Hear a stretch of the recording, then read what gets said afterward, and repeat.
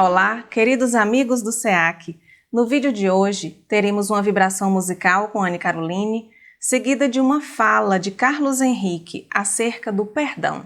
Nós esperamos que vocês gostem, que tenham uma semana de paz e que estejam sempre com o coração receptivo a todas as bênçãos que vêm do alto.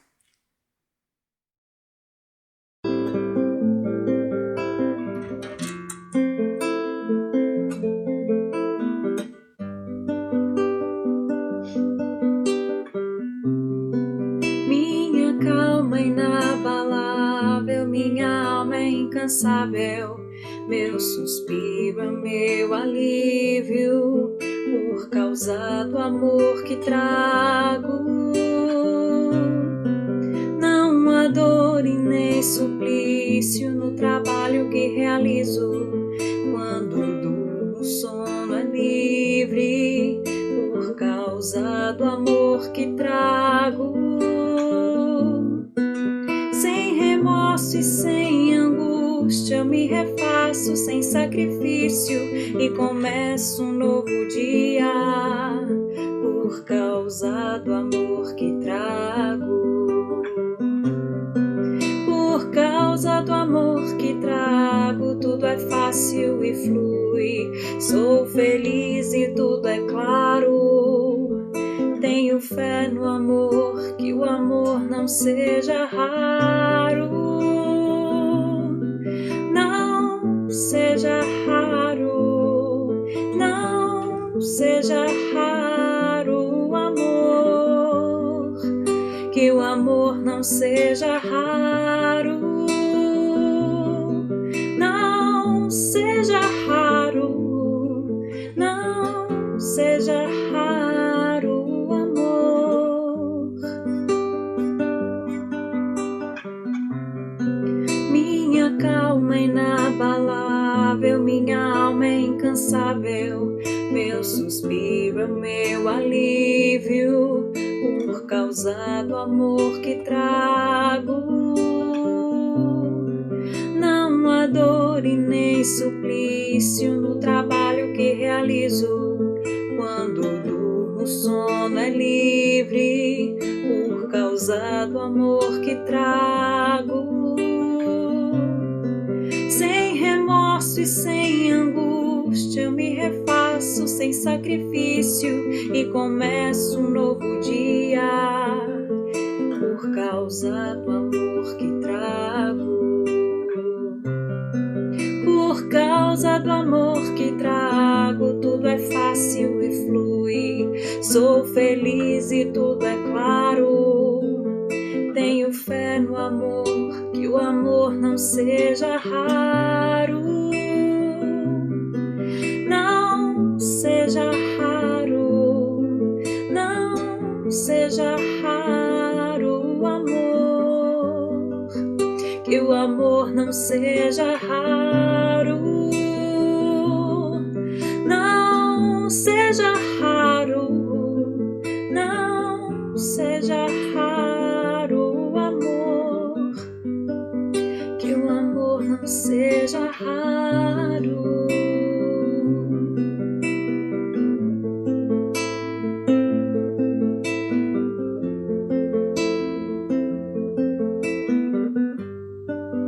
Que o amor não seja raro.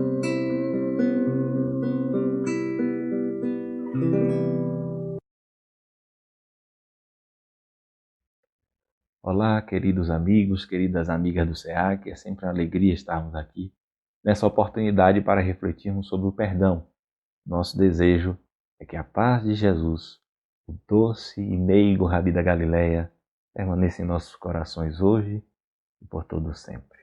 Aqueles eram dias semelhantes aos atuais.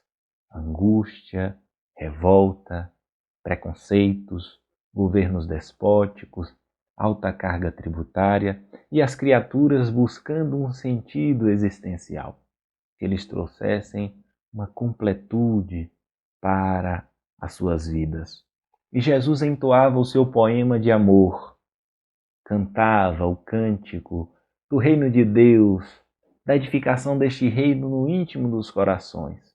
oferecendo dignidade, libertação para as criaturas, a libertação das amarras, das algemas, a libertação das paixões servis, convidando-nos para que possamos caminhar rumo aos altiplanos da espiritualidade, rumo à luz, realizar este caminho de volta a Deus, que é o destino de todos nós, e que o Espiritismo nos revela para a atualidade do mundo. Nos faz recordar as palavras do Mestre que foram entoadas nos dias gloriosos da Galileia e que o Espiritismo revive para a atualidade do mundo. Aprendemos com o Mestre que fora da caridade não há salvação, conforme a doutrina dos Espíritos vem nos relembrar.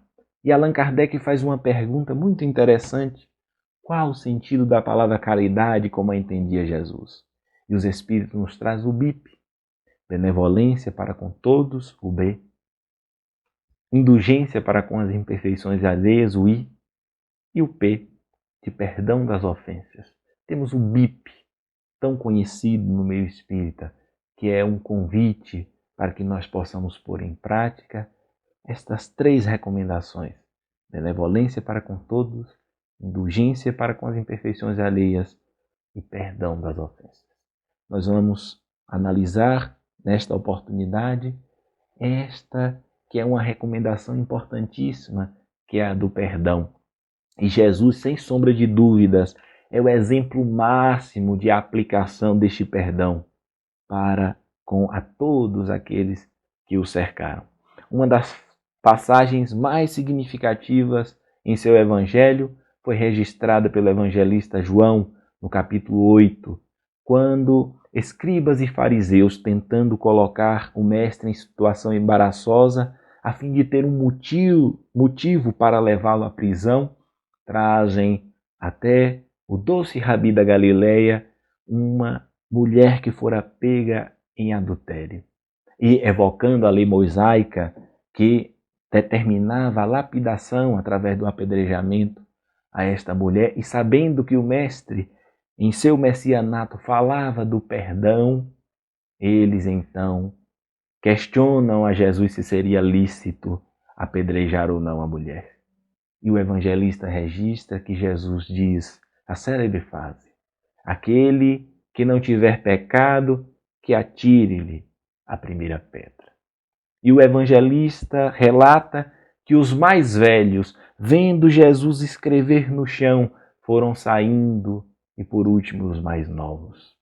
Há quem diga que quando o mestre pacientemente escrevera no chão, cada um daqueles que se colocavam como acusadores daquela mulher viam o mestre escrever o pior dos seus erros, o seu calcanhar de Aquiles, aquela falha, aquela propensão ao mal que caracterizava cada um daqueles, e, envergonhados, se retiravam, tendo um encontro consigo mesmos, com suas imperfeições, com suas más inclinações, ali sendo escritas pacientemente no chão por Jesus, envergonhados, se retiravam. E ficando a sós com a mulher em praça pública, o mestre então diz a ela: onde estão aqueles que te condenam? E ela então diz: saíram todos. E ele diz: eu também não te condeno. Vá e não peques mais.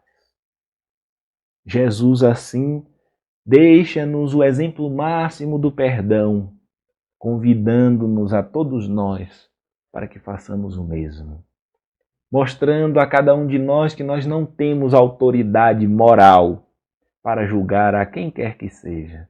Nos diz Joana de Ângeles que para podermos julgar alguém, para podermos apontar e analisar a situação particular de uma pessoa, nós precisamos analisar todo o seu passado espiritual, para podermos compreender o que de fato levou aquela criatura a cometer tal atitude. Sabendo que nenhum de nós, no atual estágio evolutivo que nos encontramos, temos esta capacidade, nós concluímos logicamente que ninguém tem autoridade para julgar a quem quer que seja. Que nós precisamos entender, e aí o sublime ensinamento de Jesus, de ao invés de olharmos para os erros alheios e condenarmos, nós precisamos primeiramente olhar para nós mesmos. E Jesus, à semelhança daqueles dias, escreve, não mais no chão, mas no íntimo de nossas consciências, aquilo que é o nosso calcanhar de Aquiles. Aquelas que são ainda as características que nos chumbam a matéria e que nos distanciam desse reino de amor, de fraternidade, que Ele nos convidou há mais de 2000 anos. E para podermos ter um encontro com o Mestre e percebermos este esforço tão necessário para domarmos as nossas más inclinações, conforme nos recomenda Allan Kardec na codificação espírita, nós precisamos fazer esta viagem para dentro de nós. Porque para perdoarmos, precisamos primeiro compreender quem somos. Precisamos desenvolver a humildade de saber exatamente o que somos e em que patamar nos encontramos. Sabermos quais são os nossos limites, quais são nossas qualidades, para podermos, fazendo um juízo equilibrado de nós mesmos, podermos analisar a postura dos outros. É por isso que Jesus nos diz, com a mesma medida que julgardes os outros, sereis julgados. Não por Deus, mas pela nossa própria consciência. E é por isso que nós precisamos trabalhar tanto para superarmos, para domarmos a propensão ao orgulho, porque é o orgulho que exalta a nossa personalidade e nos faz acreditar acima do atual estágio evolutivo que nos encontramos, que nos faz estar suscetíveis aos melindres e dizermos, mas dizer isto comigo, e nós nos colocamos em um pedestal. Precisamos compreender com Jesus que, do mesmo modo que nós temos necessidade de perdão, porque muitas características, mas muitos hábitos nocivos que muitas vezes nós nem nos damos conta, nós os temos ainda. Talvez não tenhamos a mesma fragilidade, a mesma suscetibilidade. Talvez não cometamos mais os mesmos equívocos daquele que nos incomoda tanto dentro do lar, no trabalho. Aquela pessoa, aquele irmão ou irmã que é a pedra no nosso sapato e as suas atitudes nos incomodam. A sua fala nos fere. E nós precisamos compreender que, se talvez não nos equivocamos mais naquele mesmo ponto, outras características, outros hábitos temos que merecem o perdão daqueles que conosco convivem. E a doutrina dos Espíritos alarga ainda mais a nossa visão quando nos traz a reencarnação, nos revela esta lei divina e nos afirma, conforme a resposta dada pelos Espíritos à questão 171, que Deus é este Pai amoroso que sempre deixa aberta a porta ao seu Filho para o arrependimento, que nos dá quantas oportunidades forem necessárias para que nós possamos aprender. E com Jesus aprendemos. Ora, se Deus nos dá quantas oportunidades forem necessárias para o nosso aprendizado, se Ele nos perdoa infinitamente os nossos equívocos, as nossas escolhas precipitadas, as nossas paixões servis que ainda nos caracterizam os passos, por que não nós, por nossa vez, estendermos o perdão àqueles que estão conosco convivendo, servindo de provas, para que nós possamos desenvolver a essência divina que trazemos no nosso mundo íntimo. Então a doutrina dos Espíritos nos faz um convite claro ao perdão. Se temos uma situação difícil no lar, no trabalho ou em quaisquer outros ambientes de convivência, nos sintamos estimulados ao perdão. E conforme as palavras de Jesus a Pedro, percebamos que na criatura humana há muito mais fragilidade do que perversidade. Porque muitas vezes, quando alguém nos fere, nós ficamos vendo no outro alguém perverso que quer nos ferir. Mas quantas vezes o outro, em sua fragilidade, não sabendo administrar a própria vida, usa a agressão como defesa para esconder a criança ferida muitas vezes que há ali. Quantos traumas, quantas situações familiares mal resolvidas, quantas criaturas necessitando de um ideal para as suas vidas utilizam da ironia, da indiferença para agredir. E nós precisamos compreender, estes que caminham conosco, e compreender que aqueles que ferem são, na verdade, vítimas de si mesmos. São pacientes necessitando de cura. São pessoas enfermas, assim como nós somos. E precisamos buscar todos os caminhos do Senhor para que possamos obter a cura. E o método terapêutico mais eficaz encontramos no Evangelho de Jesus. Ele que nos deu o exemplo máximo do perdão, que não tinha nada a se censurar, que não tinha nada a espiar ou provar, na condição de espírito puro, cumprindo a vontade do Pai, foi agredido, violentado, humilhado. Na cruz infamante, que era destinada aos homens mais réprobos na Roma de então, ele, após só ter nos amado, nos ensinado a fraternidade, o respeito mútuo, de ter sido intitulado Príncipe da Paz, tamanho seu compromisso com a paz, com a libertação das criaturas, após todas as agressões, nunca levantou a voz, nunca revidou nenhuma das agressões que recebeu. Nunca levantou a voz para os seus algozes.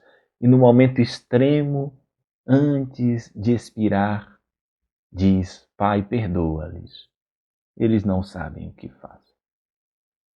Dando-nos assim o ensinamento de que muitas vezes quando alguém nos fere, não fere por intenção, por um ato premeditado, fere porque não sabe o que está fazendo.